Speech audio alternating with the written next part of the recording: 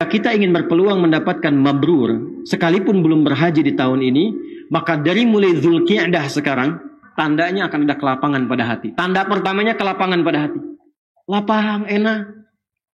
Tiba-tiba ada air mata, memeluk keluarga. Setelah itu, demi Allah saya katakan, lihat apa yang terjadi. Begitu sampai hari ke-10, kalau mampu Anda berkurban.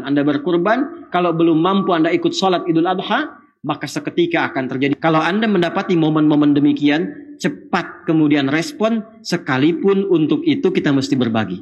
Mabrurnya diterima oleh Allah sebelum ia menunaikan haji.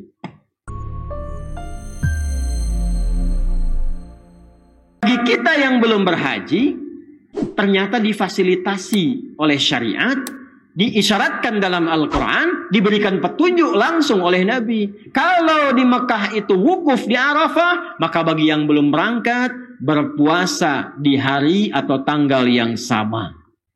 Disebut puasanya puasa apa? Puasa Arafah. Dan puasanya nggak disebutkan dengan puasa dengan bentuk tanggal. Ramadan disebutkan bulannya, syahrul Ramadan. Tuh. Puasa Senin disebutkan siyamu yaumul Itsnin. Kamis, siyam yaumul Khamis. Tapi puasa tanggal 9 Dzulhijjah nggak pernah disebutkan siyam tasya Dzulhijjah. Tapi kalimatnya siyamu yaumi Arafata. Siyam yaum Arafah. Yaum yang mudhaf, ini mudhaf ilaihnya. Ini dharaf nih. Ini menunjuk kepada waktu, ini menunjuk kepada keterangan cara. Jadi bersamaan yang di sana itu wukuf, di sini pun kerjakan. Substansi yang sama, misi yang serupa, cuman caranya berbeda. Kalau di sana wukuf di Arafah, di sini puasa. Puasanya bukan sekedar puasa, tapi puasa berkontemplasi seperti orang yang wukuf di Arafah. Bukan hanya nahan lapar dan haus. Saat berpuasa itu di tempat Anda berjalan, cek. Mungkin di situ ada kesalahan yang pernah dilakukan. Di ruangan kerja, lihat, mungkin di sini pernah berbuat maksiat, istighfari. Minta ampun kepada Allah. Ingat-ingat kesalahan. Karena itu tanggal 10-nya, kalau di sana melontar jumrah, di sini menyembelih sifat-sifat hewani yang melekat pada diri kita. Satu-satunya makhluk yang diciptakan oleh Allah dengan nafsu saja, itu hewan. Nafsu. Nafsu lawannya takwa. Takwa disebutkan 115 kali dalam Al-Quran. Nafsu disebutkan 115 kali. Takwa itu sifat malaikat. Jadi yang punya sifat takwa saja namanya malaikat. Takwa kumpulan kebaikan. Jadi kalau punya sifat takwa itu pasti baik terus. Nggak mungkin berbuat salah. Karena itu sifat malaikat disebutkan di Quran. Surah ke-66 ayat ke-6. La ya'sunallaha ma amarahum wa yaf'aluna ma yu'marun. Malaikat itu pribadi yang tidak mungkin berbuat salah. Pernah dengar malaikat Jibril korupsi ayat? Tak pernah ya? Pernah dengar malaikat maut Israel tertukar mencabut nyawa? Tidak. Artinya semua malaikat itu tidak pernah punya potensi berbuat salah. Maaf. Sebaliknya lawan dari takwa itu nafsu. Ini. Nah, makhluk yang diciptakan dengan nafsu saja itu hewan. Karena itu hewan itu nggak kenal sifat baik. Hanya ada insting saja. Karena itu jangan heran. Kalau Anda misalnya melihat kuda keliling pelajo nggak pakai celana karena kuda. Nggak punya sifat malu. Ayam buang kotoran di tempat mana saja wajar. Ayam karena hewan nggak punya sifat takwa. Nanti mau Idul Adha, Anda beli kambing, jantan dengan betina, samping masjid diikat, masih menyalurkan hasrat, gak kenal masjid, jangan disoal. Dasar kambing, memang hewan. Dia gak punya takwa. Tapi tidak sedikit manusia bersikap seperti hewan, bahkan melampaui perilaku hewan. Ada yang begitu? Sapi makanannya apa? Rumput. Manusia ada yang makan aspal. Harusnya di aspal 10 cm dimakan tinggal 3 cm. Ada yang begitu? Ada. Tuh. Ada yang lebih daripada kambing. Kambing kalau ditarik buntutnya, maju depannya. Pegang depannya, mundur ke belakang. Ditarik ke air, nggak mau. Air itu gambaran kiasan petunjuk wahyu dalam Al-Quran. Ada manusia yang seperti itu. Diajak ke masjid, marah-marah. Didorong, balik kanan. Yang lebih fatal, ada perbuatan-perbuatan yang bahkan binatang pun tidak melakukannya. Ini sebentar lagi, Idul Adha. Coba tanyakan kepada pemilik kambing, tukang sapi, cari, Pak, ada nggak kambing yang mau? Atau misalnya, maaf ya, sapi ini 20 juta, ini 30 juta, yang ini 5 juta saja. Kok 5 juta, Pak? Yang ini.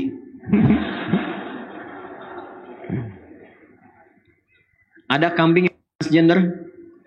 Tidak ada. Kambing itu sekambing-kambingnya bisa tahu pasangannya. Kambing sekambing-kambingnya tahu pasangannya. Kambing jantan nyari kambing betina. Sapi jantan nyari sapi. Ayam jantan nyari ayam betina. Manusia ada yang melampaui itu. Makanya kita doakan. Karena penyakit itu bisa menimbulkan bencana sosial yang tinggi. Dari dulu begitu. Jadi kalau sudah tiba penyakit itu, LGBT, homoseksual, itu bisa berdampak kepada musibah-musibah sosial yang lebih besar. Longsor, banjir, gempa, tsunami. Longsor, banjir, gempa, tsunami. Disingkat,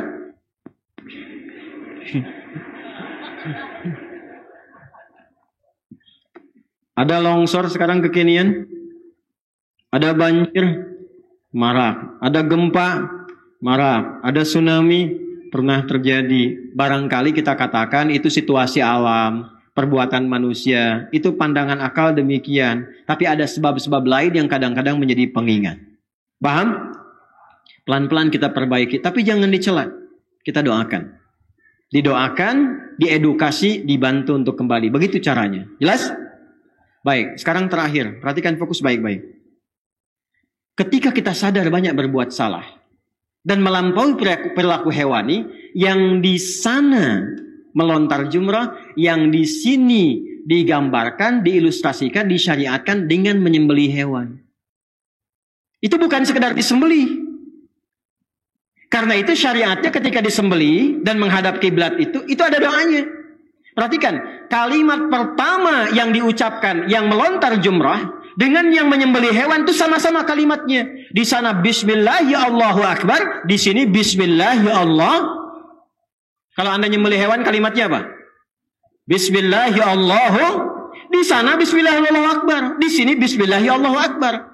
Melontar jumrah kalau sudah selesai menghadap kiblat, apa doanya? Inni wajjahtu wajhiya lilladzi fataras samawati wal arda, dan seterusnya. Menyembelih hewan kalau sudah selesai, apa doanya? Sama. Inni wajjahtu wajhiya lilladzi fataras samawati wal arda hanifan musliman wa ma inna salati wa nusuki wa mahyaya lillahi rabbil la syarika lahu wa bidzalika umirtu wa ana.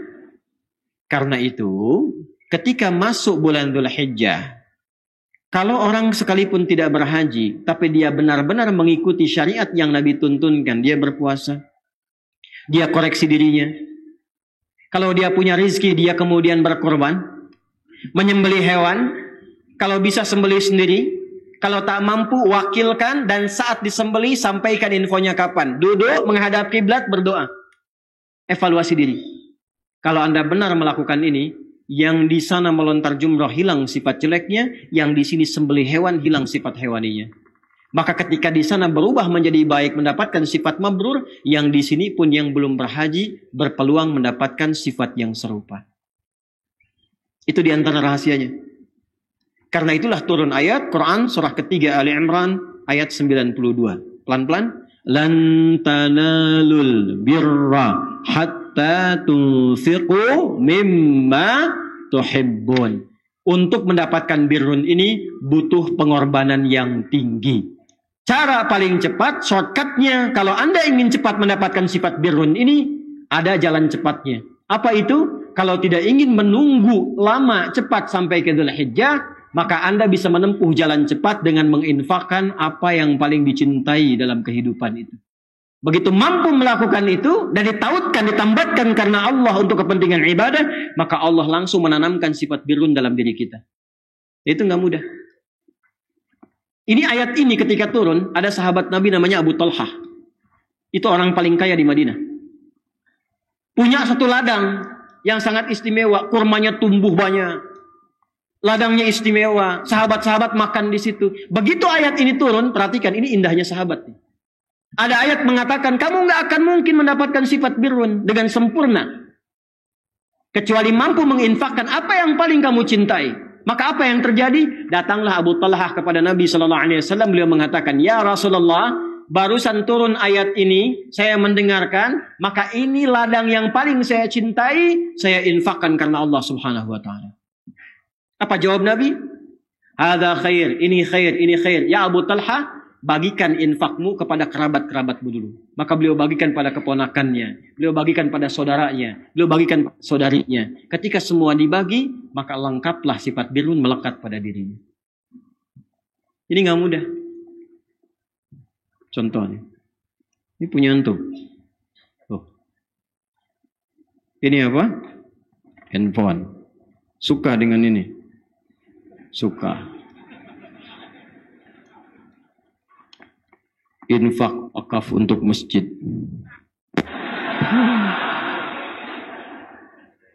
Siap? Insyaallah Ustaz.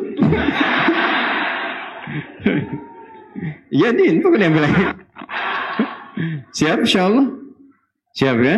Lan tanalul birra hatta tunfiqu mimma tuhibbun.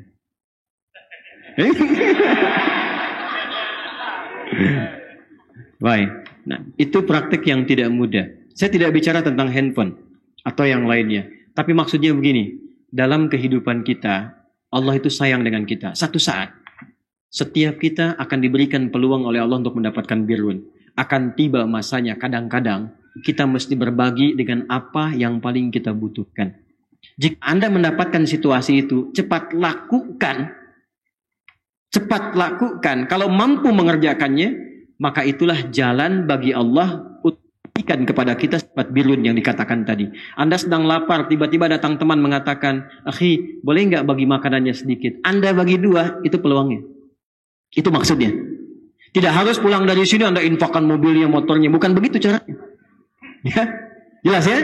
Bukan itu caranya. Nanti masing-masing ada momennya sendiri. Pernah dengar begini? Ada orang datang ke masjid Nabi di Masjid Nabawi. Lalu Nabi katakan kepadanya, siapa yang mau menjamunya? Semua angkat tangan. Masya Allah. Tapi Nabi menunjuk orang yang pertama angkat tangan. Silahkan kamu jamu. Begitu pulang ke rumahnya, apa yang beliau katakan? Katakan pada istrinya, tidurkan dulu anak-anak kita. Istrinya menidurkan anak-anaknya, dimasak makanannya, dimatikan lampunya, lalu disuguhi tamunya, lalu makan seakan-akan makan bersama. Besoknya begitu menghadap Nabi, viral kalimat Nabi disampaikan bahwa malaikat penduduk langit menyanjung perbuatan tuan rumah ini. Ternyata di rumah itu cuma ada sisa makanan untuk 1 orang saja. Tapi dibawa tamu itu pulang untuk dijamu, dimatikan lampunya supaya terlihat pura-pura makan bersama tamunya. Padahal tidak makan.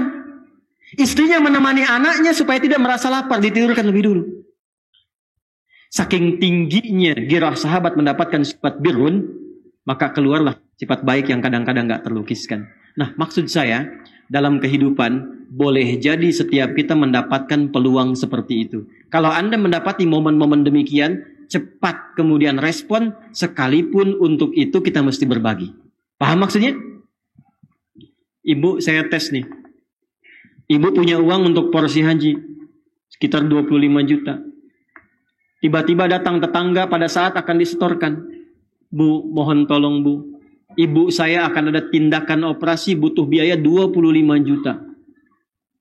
Insya Allah ketika ada rezeki kami kembalikan. Pas di hari itu harus setor untuk porsi haji. Saya mau tanyakan. Disetorkan untuk porsi haji atau digunakan untuk membantu orang tadi? Hah? Puasa, ayo. Distorkan atau dibantukan? Store. Itu pilihan. Nggak dibantu pun dengan minta maaf, itu tidak salah. Nanti ada di Al-Baqarah ayat 163. Minta maaf nggak bisa bantu. Qaulun ma'rufun wa maghfiratun khairun min sadaqatin yatba'uha adza. Nggak salah. Tapi ketika Anda bisa bagikan itu untuk membantunya, tahukah apa Anda yang terjadi? Tahu apa yang terjadi? Pernah ada kisah yang sama demikian, maka turun berita menyampaikan mabrurnya diterima oleh Allah sebelum ia menunaikan hajinya. Paham? Jadi kesimpulan pembahasan kita malam hari ini, jika kita ingin berpeluang mendapatkan mabrur, sekalipun belum berhaji di tahun ini, maka dari mulai Dzulqa'dah sekarang, silahkan berlatih untuk meninggalkan perbuatan-perbuatan yang dilarang. Dari ujung kepala sampai ujung kaki. Puncaknya tanggal 9 Dzulhijjah, tunaikan puasa. Dikenal dengan puasa apa? Arafah. Sebelum sampai ke puasa Arafah, tanyakan pada istri. Istri tanya pada suami, perbuatan apa yang kurang menyenangkan yang pernah dikerjakan sampai sekarang? Tuliskan. Pimpinan tanyakan pada karyawan. Saling muhasabah. Anak-anak tanyakan pada orang tua, muhasabah supaya ringan hisabnya. Tangisi itu istighfari di tanggal 9 Dzulhijjah. Menjelang maghrib minta ampunan kepada Allah. Begitu taubat diturunkan, melekat pada jiwa, tandanya akan ada kelapangan pada hati. Tanda pertamanya kelapangan pada hati. Lapang, enak. Tiba-tiba ada air mata, memeluk keluarga. Setelah itu demi Allah saya katakan, lihat apa yang terjadi. Begitu sampai hari ke-10, kalau mampu Anda berkurban. Kalau belum mampu Anda ikut sholat Idul Adha, maka seketika akan terjadi perubahan pada diri Anda.